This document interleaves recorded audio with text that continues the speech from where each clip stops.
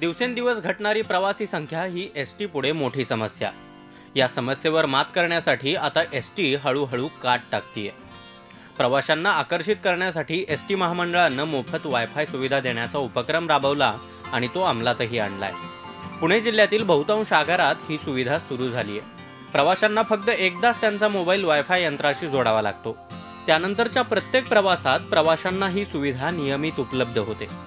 इंदापूर आगारात आतापर्यंत 55 गाड्यांना वायफायचे किट बसवण्यात आले असून वायफाय सेवा कार्यान्वित करण्यात आली आहे। राहिलेल्या सर्व गाड्यांना ही सेवा लवकरच दिली जाणार असल्याचं आगार प्रमुखांनी सांगितलंय।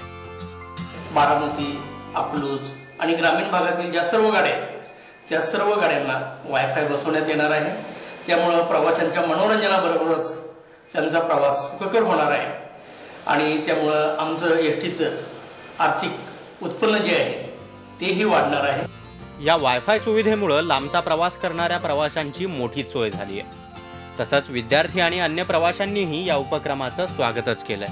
अगोदर खूप कंटाळवाणा वाटत होता प्रवास, पण KV.com मुळे भरपूर आम्हाला पिक्चर वगैरे पाहता येतात, व्हिडिओ गाणी वगैरे ऐकू येतात। त्यामुळे आम्हाला कधी इथं स्टॉपवर आलेले सुद्धा कळत नाही। मी इंदापूर ते वडापुरी हा प्रवास करते।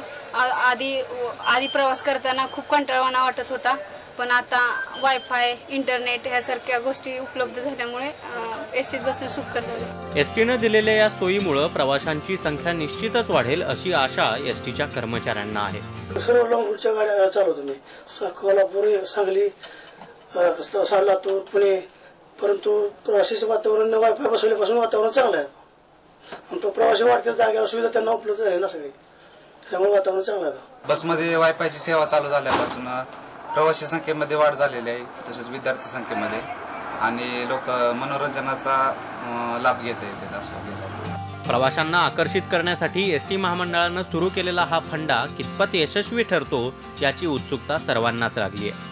मात्र एसटीचा हा प्रयोग यशस्वी झाल्यास लवकरच महाराष्ट्रातील दुर्गम गावं थेट जगाशी जोडली जातील असं म्हणायलाही हरकत नाही। जावेद मुलानी, झी मीडिया, इंदापूर।